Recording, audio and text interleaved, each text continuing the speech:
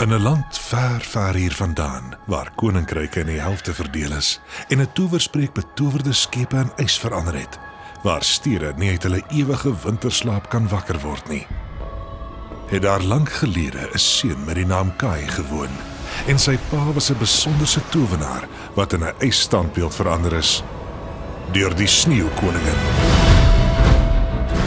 Troll!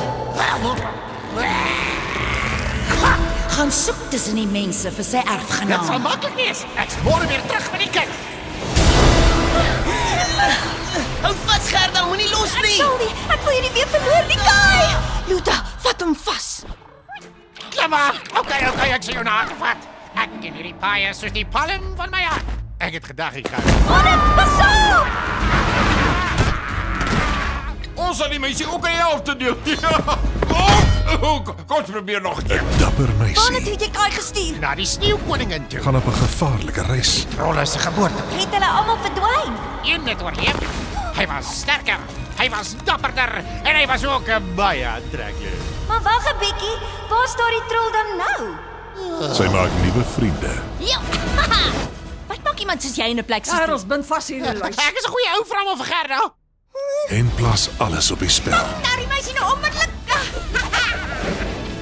Onnozele troll. Orm. My naam is Orm. In haar stryd Ek gaan nie weer wen nie. Ou, wie gaan my keer?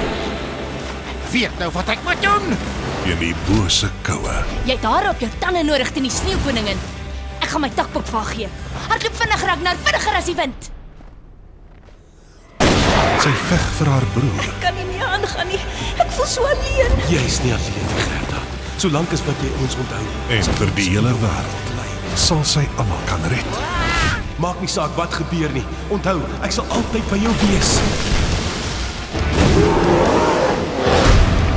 Wil jy die Sneeuwkoningin verslaan deur te luister na 'n pratende hond? Stadig nou, ek's nie 'n hond nie. Oef. Binnekort in 'n teater naby jou.